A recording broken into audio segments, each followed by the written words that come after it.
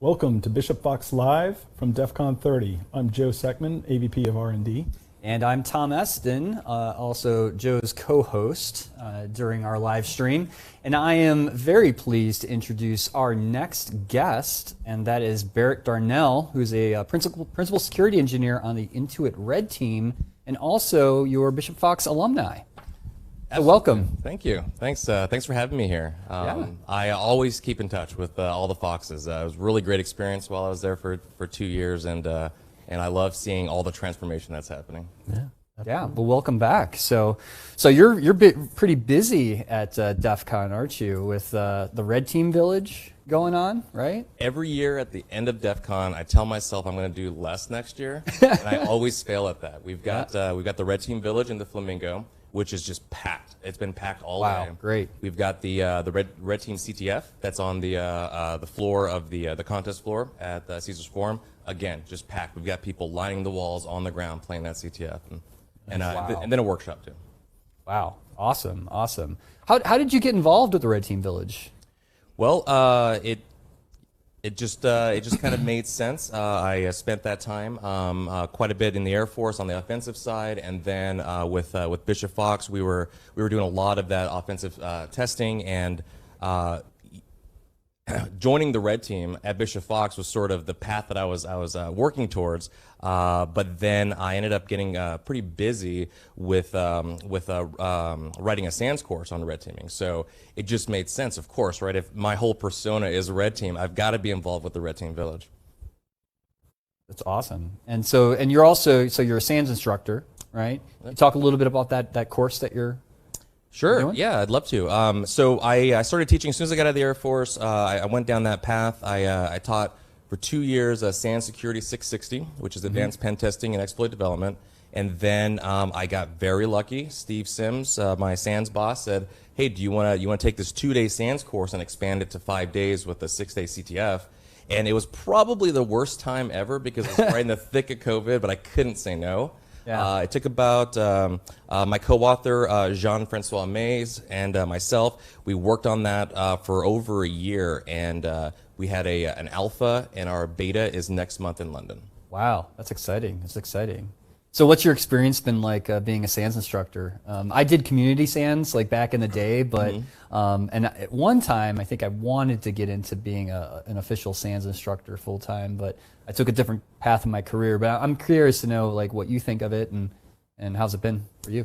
I took my first SANS course in 2010, and I fell in love. And I knew at some point that's the bucket list. I want to be a SANS instructor. Nice. Then after that, being in the military with the very large budget, I took a whole lot more SANS classes and kind of met the instructors. And when I left, I went down that path. It was a little bit easier for me since I had that relationship. I get to skip the community and just kind of go right into it. But teaching is one of my favorite things. Just being able to impart any knowledge you've gained, but also if you have to teach something, you have to really know it. And so you got that forcing function, just making you dig deeper. And so it's really satisfying for me. Yeah.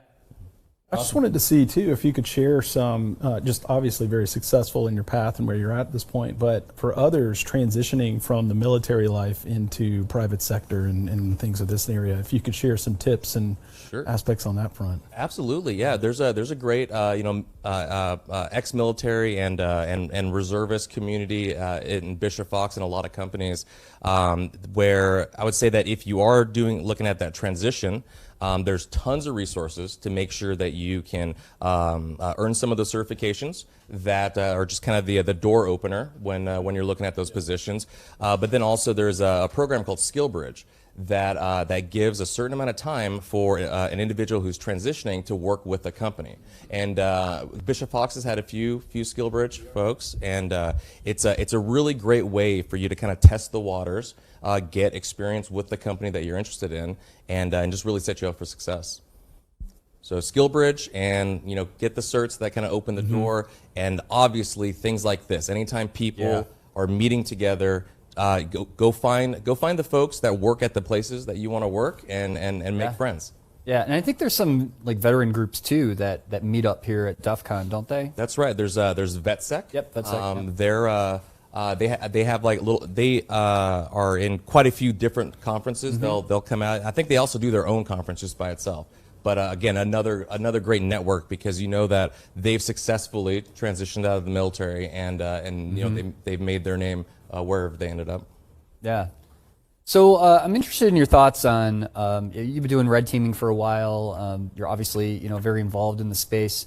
How do you think it's evolved over the last several years? And what do you see kind of in the future in terms of what we might see red teaming look like in the next couple of years? That's a good question. So there's a term, red team, which sometimes folks use synonymously with just anything offensive. Yeah. And that's the whole blue team defense, red team offense. Then you've got kind of a smaller cadre where they see red teaming as having one purpose, and that is making the blue team better. So you're coordinating with that blue team. It's a little bit different than doing like an external or internal pen test, because you're working together. Not necessarily purple, but you're working together. You're trying to train them. Oftentimes, adversary emulation is what people use as a DMARC, where you have a known adversary. So you've got an answer sheet that you're giving the blue team. You're going to emulate that adversary, and then you're basically going to grade them. Like, did they see that we use these TTPs, and did they detect and respond to those? Where I see things going in the industry is obviously red teaming is like a red team engagement would be more appropriate for a mature organization that has a good security posture, and you do see a lot of companies that are coming in with more automation. And sometimes that might be a little bit of a distractor. I think that with offensive security, especially with red teaming, it takes a human to really take in all that data and to provide the proper value to the company. Yeah. So what are your thoughts on kind of, we see a lot of vendors and things coming out with like automated pen testing solutions. Do you think that really is the future, or is it always going to be kind of still backed up by human expertise? I think that you can't saturate the market. If you go to Black Hat, you'll definitely see that, because that business hall is packed. Yep. I think that there are different industries and different size companies. So you're definitely going to see more and more of those automated things. Back when I was with CAST, now Cosmos, we had this approach that it was all about having the automation augment or help the human that's actually at the keyboard. But I think that it's gonna come down to price point, and it's gonna come down to maturity. But you're gonna have there's no one size fits all, right? There's plenty of options. Yeah. About tempering those expectations of how much automation can you glean to empower folks to make those human type decisions as well. I think it's obviously it's something that we talked about quite a bit. So Skynet is not here yet, right? Not yet. Okay, good. That's great. So what advice do you have for folks that can't come to DEF CON, that want to get involved in CTFs, that just don't know where to get started? Okay, so just speaking of CTFs, there is a CTF every day around the world. I think even before COVID, there was pretty good access, because a lot of that would be online. The one silver lining with the pandemic was that conferences like this, they were pulled from the on-prem in-person, and they were going to a hybrid model. They were getting that out to the world. I think that really opened up a lot of access to what's happening here for folks who, for whatever reason, can't make it out. And so my advice would be, you got to find the right CTF, one that's appropriate for your skill set, because it's really easy to get discouraged. You've got to just be resilient and just keep trying. You're doing things that are hard because you want to learn. When you're out of that comfort zone and it's difficult and you're in a stressful situation, you're going to learn a lot. And so the one thing that I hate seeing is someone going to the wrong type of CTF and then getting discouraged and never touching it again. So biggest advice is there's always a CTF running. Just look online. There's thousands of them a year, and there's every single flavor and type. And if you get the wrong one, just go find another one until you find what you like. That's awesome.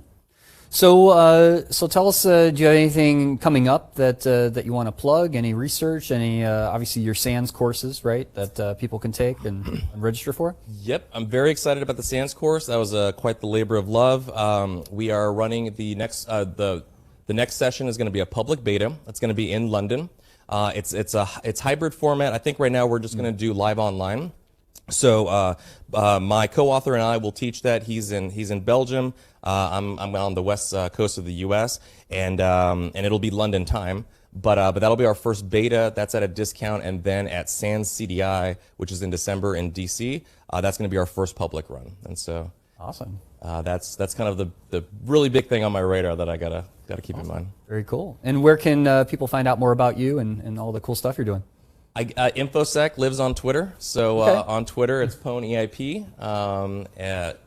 People like to say it in a bunch of different ways. It's Pwn, right? Because we use that. EIP, which is the extended instruction pointer. Ah, PwnEIP. very cool. Very cool. Well, thanks for coming on the live stream. It has been great. It's great to catch up. Definitely. With a former Fox. So, Definitely. And I wish you luck with everything you got going on. And the Red Team Village, of course. Yes. And anybody who's here watching this, please come on down. We've got, I think we got about $70,000 in prizes to give out. So Ooh, wow. a lot of some of that is for the CTF. A lot of it is just for anybody who's coming in. We're doing raffles, so we're kind of spreading the love, and it's we're doing workshops, all hands on. So please. Awesome. Really cool. Really cool. All right. Well, thanks for coming on. Thanks. Appreciate it. All right. And everyone else, stay tuned for more of the Bishop Fox live stream from DEF CON.